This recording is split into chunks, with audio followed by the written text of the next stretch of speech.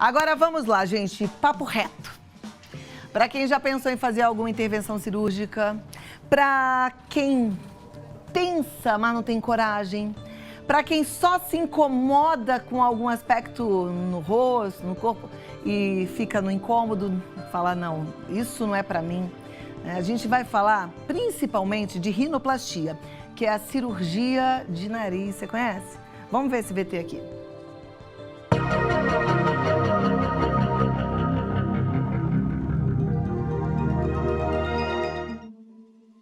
A expectativa de se apresentar bem nas fotos e fazer sucesso nas redes sociais está mexendo com o comportamento de muitas pessoas.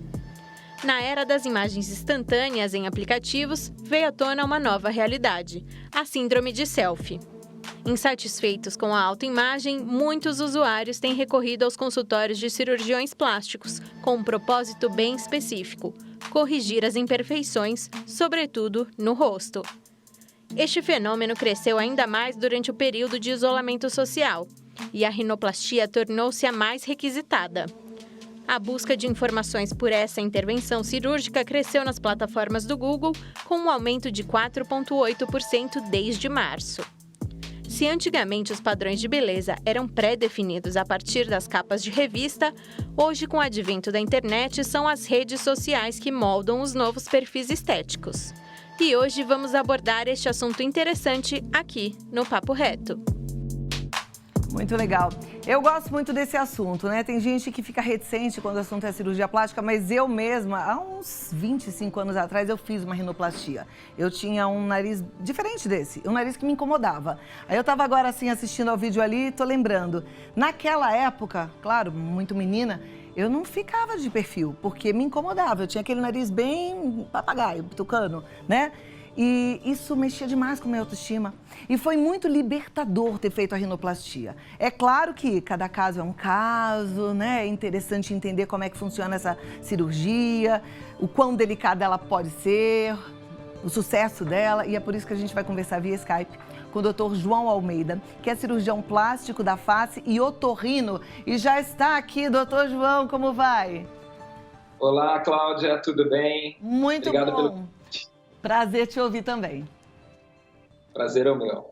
Bom, a gente já passou um videozinho ali sobre rinoplastia. É interessante perceber que a busca pelas informações em relação à rinoplastia cresceu, né? E aí eu quero aproveitar para que as pessoas possam entender melhor aqui mesmo agora, para te perguntar sobre essa cirurgia, o que é que a gente tem de novo, né? Eu contei que eu fiz uma rinoplastia há uns 25 anos, não sei se mudou muita coisa de lá para cá, mas a verdade é que mexe e melhora muito a autoestima.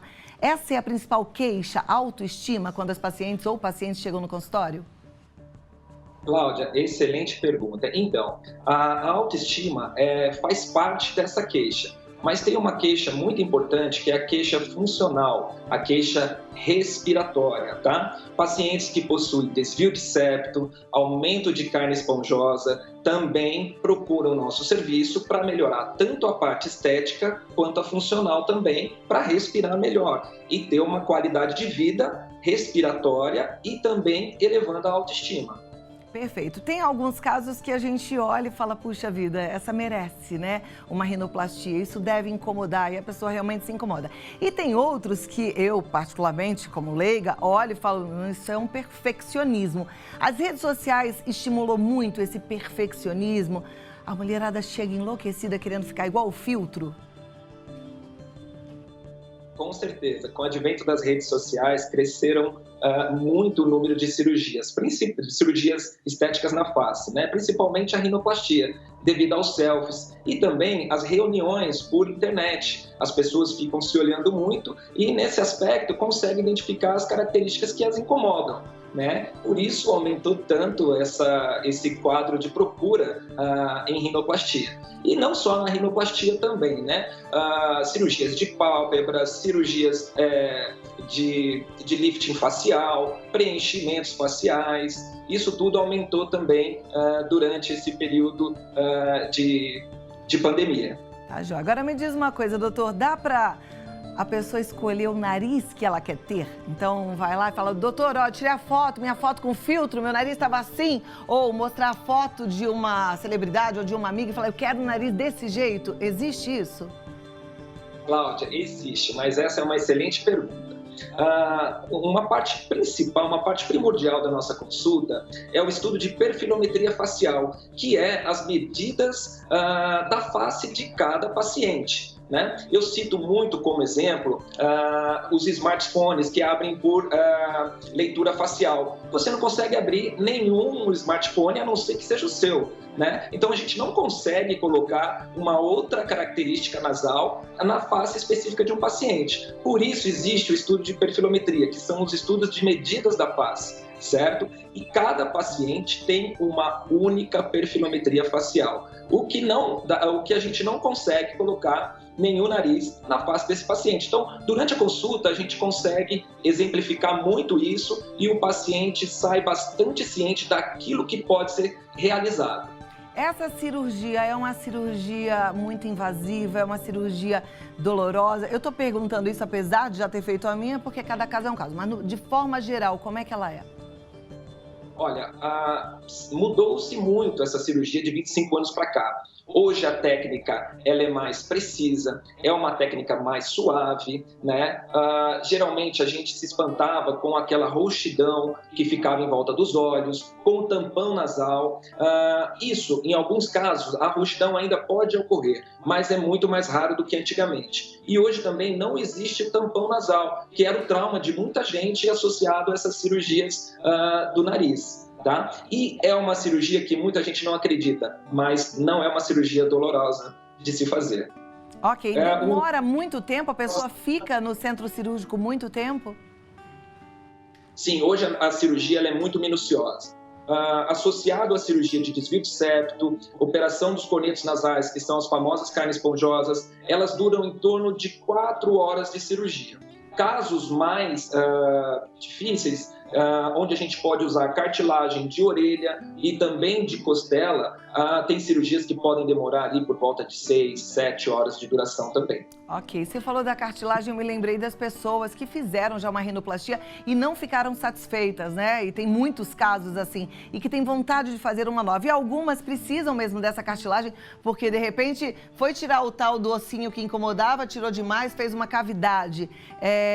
É possível? Funciona? É recomendado? Sim, com certeza. Precisa, na verdade, procurar um especialista na área para poder identificar realmente o tipo de cartilagem que vai ser utilizada em cada cirurgia. Nesse caso, cirurgia secundária, pode ser utilizado tanto a cartilagem da orelha quanto a cartilagem da costela. Mas também, em muitos casos, o septo também está preservado e a gente consegue fazer a reconstrução com o próprio septo nasal. Olha que interessante. Doutora, eu vou te pedir 2 minutinhos.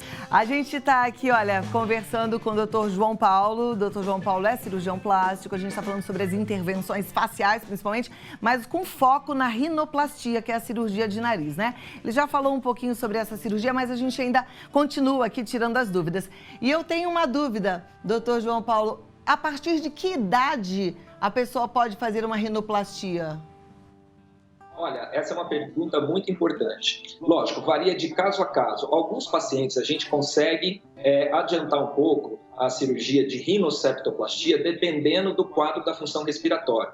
Então, pacientes que podem sofrer traumas ou tá com uma respiração muito dificultosa, nós conseguimos operar a partir dos 11, 12 anos. Mas, geralmente, a gente espera a primeira adolescência, a partir dos 15 anos, para realizar esse tipo de procedimento.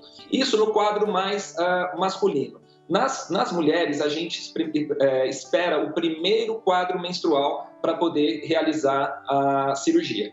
Ok, porque o nosso rosto ele vai crescendo ao longo da vida ou não? Menstruou, parou? Não, na verdade, o que vai acontecendo com o rosto é uma reabsorção óssea, como de todo o organismo. Por isso que dá a impressão que o nariz fica um pouco mais saltado em relação à face. E aquela impressão de que o nariz não para de crescer. Na verdade, é uma reabsorção óssea que faz com que o nariz como o rosto fica mais afundado, a impressão é que o nariz salte a face. Então, por isso que a gente acha que o nariz não para de crescer, né? Tá, joia. Eu perguntei sobre as pessoas que fizeram uma cirurgia e precisaram fazer uma nova intervenção porque o resultado não ficou bom. Mas tem também algumas pessoas que apelam para o preenchimento com ácido hialurônico, fazer uns procedimentos. Isso é seguro? Porque eu já vi também pesquisando na internet, eu gosto de pesquisar de tudo. Eu já vi alguns narizes com necrose, umas situações horrorosas. E disse lá que é por conta disso, é verdade? Isso pode acontecer, por isso que eu sempre falo e digo, procure um especialista na área capaz de realizar os procedimentos com segurança. Tem alguns procedimentos que nós realizamos em consultório, como pequenos volumes de preenchimento. Existe também a famosa rinomodelação, né? Hoje se utilizam muitos volumes para poder fazer uma rinomodelação. Eu não sou adepto disso. Eu sou adepto da cirurgia em si. Em alguns casos pós-cirúrgicos que pode acontecer alguma reabsorção de algum enxerto, que fique alguma alteração na anatomia do nariz bem pequena, nós corrigimos sim com pequenos procedimentos e ácido hialurônico para poder corrigir essa área anatômica, tá? Então isso é seguro de ser feito. Grandes volumes para fazer transformação na rinoplastia ou na rinomodelação geralmente não sai muito bem. Pode acontecer também, além da não satisfação estética do paciente, características como necrose, infecção. Então isso é muito importante, então tem que procurar muito bem um especialista capacitado na área para poder realizar esse tipo de procedimento. Perfeito. Agora, como é que as pessoas vão saber se é especialista ou não? O que o médico precisa ter para ser um especialista em cirurgia plástica ou cirurgia facial? Olha, o médico tem que ter primeiro o CRM, né? Ser médico, ser especialista, ter feito uma residência, ter feito especializações na área. Então, isso tudo você consegue pesquisar tanto no site do CRM ou também pesquisar pela característica do cirurgião na internet. Se você acha toda essa especialização, mas um site confiável é o site do próprio CRM. Conselho Regional de Medicina. Estou falando isso porque a gente precisa que as pessoas entendam, né, que não dá para brincar, é a nossa saúde, ainda mais quando a gente pensa no nosso rosto, tem que fazer a coisa bem feita. Agora, só para a gente fechar, o tempo de espera para o resultado final. Toda cirurgia tem esse tempinho, né? A do nariz demora bastante?